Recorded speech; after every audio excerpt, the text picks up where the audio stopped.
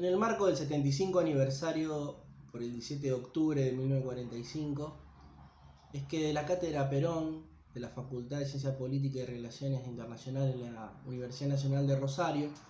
nos propusimos un ciclo de videos que no solamente tengan como objetivo recordar ese hecho en particular, esa gesta popular que marcó un antes y un después en la Argentina y que diera nacimiento, a mi modo de ver, al mayor movimiento político de Latinoamérica, sino también tomar en cuenta las repercusiones que tuvo y el antes y el después de ese hecho. En este sentido, en este último video lo que vamos a hacer es recordar o trabajar y analizar la relación, cómo se fue dando la relación y cómo se fue forjando una unidad entre el movimiento obrero y el líder, Juan Domingo Perón. En este sentido es necesario remontarse un poco en el tiempo, no mucho más atrás, en 1943, estallada y producida la Revolución Nacionalista, la revolución más que dirigida y conducida por el Ejército Nacional, algunos sectores vinculados a la Iglesia, otros sectores vinculados con lo que era el radicalismo de Forja, que colaboraban y estaban presentes. En ese marco es que Juan Domingo Perón, un coronel, 48 años, se hace cargo del Departamento Nacional del Trabajo, luego Secretaría de Trabajo y Previsión, llevaría a realizar una labor junto con funcionarios, entre los cuales se puede citar a Figueroa y Tresol, importante no solamente en la Secretaría de Trabajo y Previsión, sino luego en diferentes organismos que Perón iba a crear, como por ejemplo el Consejo Nacional de Posguerra, en el año 44, y después sí, durante la presidencia a partir de 1946. En este sentido también, no solamente los funcionarios que ya venían de carrera, sino también la participación de los trabajadores. Empezarían a transitar por los pasillos de la Secretaría de Trabajo y Previsión trabajadores venidos de la fábrica, representantes gremiales. Se empieza a poblar el estado de trabajadores. Ya hay ahí un primer indicio de romper con esa idea de que las políticas eran manejadas detrás de un escritorio, sino que Perón necesita ese insumo de la realidad para poder realizar los cambios y para que sean los trabajadores los principales custodios de las medidas que iban a surgir de la Secretaría de Trabajo y Previsión. Medidas, programas que iban a ser importantes, iban a marcar un antes y un después, entre los que se puede citar como hechos trascendentales la creación de los tribunales de trabajo. La idea de esto era quitarle a la justicia ordinaria, que juzgaba tanto a patrones como a empleados como en forma igual, a tener en cuenta que el derecho del trabajo era un derecho protectorio, atento la desigualdad contractual que había entre las partes, y era necesario que tenga una justicia que dé cuenta de esas particularidades y de esas especificidades. En este sentido es que se crean los tribunales de trabajo. La cuestión estatutaria, importante, el estatuto del periodista, el estatuto del peón. Perón había vivido desde su niñez las relaciones de los trabajadores del ámbito rural, veía la situación de cuasi esclavitud en la cual estaban sumidos, y es que decide, en función de eso, darle una norma protectoria para esta actividad, para estos trabajadores.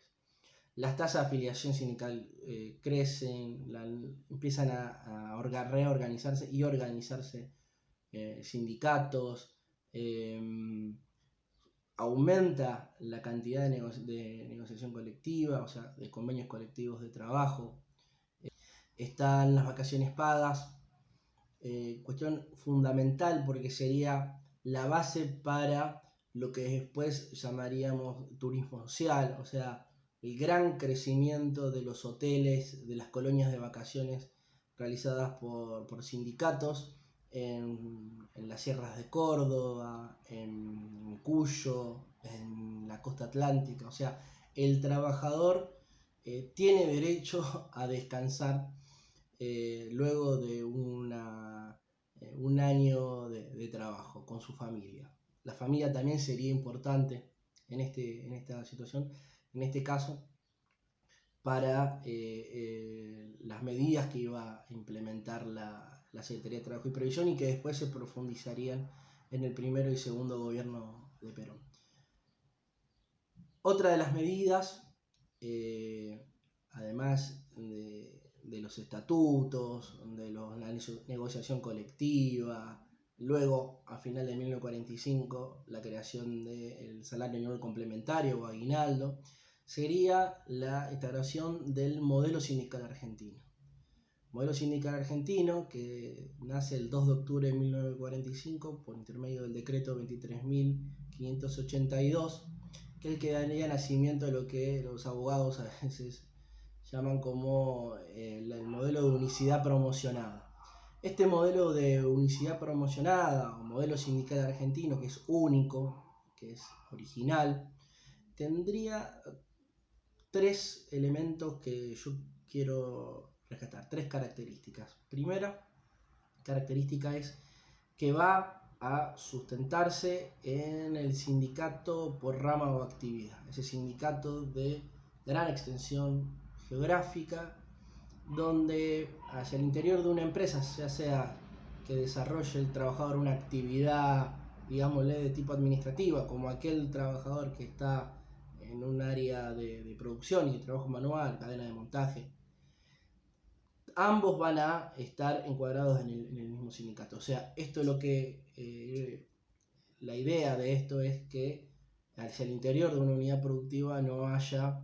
una fragmentación en cuanto a la representación.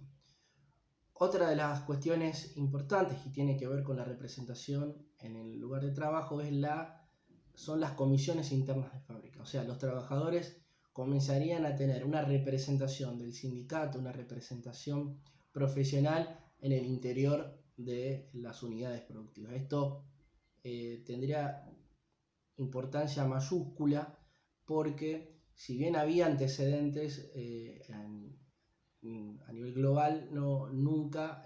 tuvo la expansión como la que proponía el modelo sindical argentino. En definitiva, las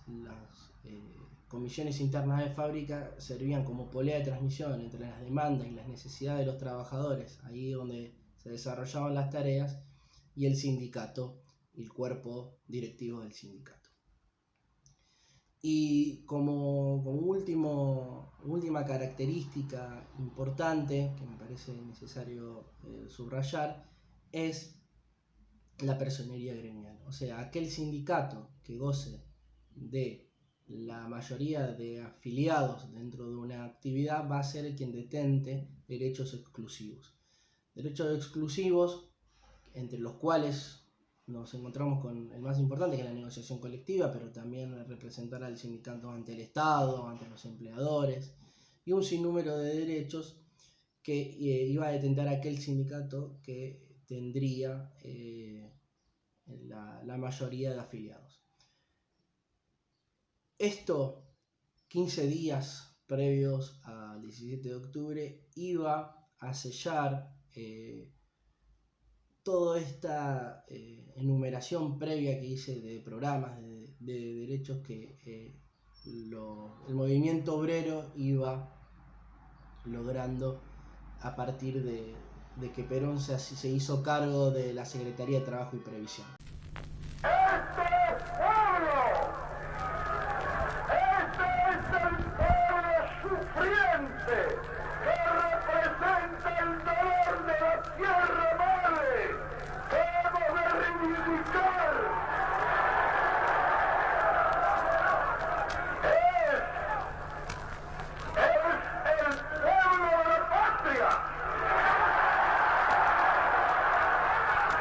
¡Es el mismo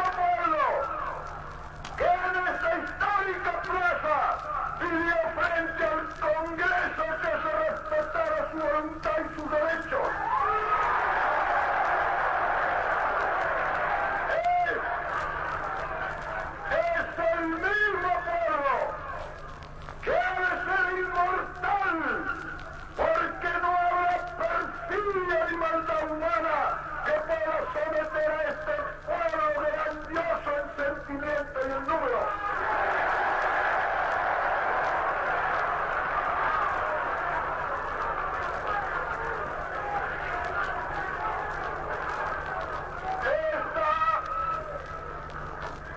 Esta verdadera fiesta de la democracia, representada por un pueblo que marcha horas a pie para llegar a pedir a sus funcionarios que cumplan con su deber para llevar el derecho de la democracia.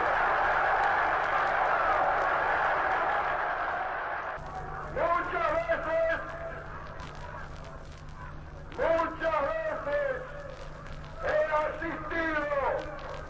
a reuniones de trabajadores. Siempre he sentido una enorme satisfacción, pero desde hoy sentiré un verdadero orgullo de argentino, porque interpreto este movimiento colectivo como el renacimiento de una conciencia de los trabajadores, que es lo único que puede hacer grande e inmortal a la patria. Y los trabajadores del movimiento obrero organizado no culminaría, como todos sabemos, ese 17 de octubre, sino que se consolidaría y forjaría un nuevo horizonte político, cultural, social, económico en la Argentina. Los trabajadores comenzarían a tener un rol importante, no solamente al interior de las organizaciones sindicales, sino en el propio gobierno de Perón. Habría trabajadores diputados, trabajadores cumpliendo tareas en el Ejecutivo, también trabajadores cumpliendo roles diplomáticos en el Servicio Exterior de la Nación, con la creación de los agregados obreros en las embajadas. Se daría nacimiento a partir del año 1952 de la Asociación de Trabajadores Latinoamericanos, ATLAS, y también creo importante señalar la lealtad con la cual el movimiento obrero se mantuvo, no solamente hacia la figura de Perón, sino hacia el legado de Perón desde 1955 en adelante, siendo la resistencia peronista de esos años nutrida principalmente por los trabajadores que no olvidaban el legado de Perón y no olvidaban a la figura de Perón a los fines de que regresa a la patria. Bueno, eso es lo que quería compartir con todos ustedes. Muchas gracias.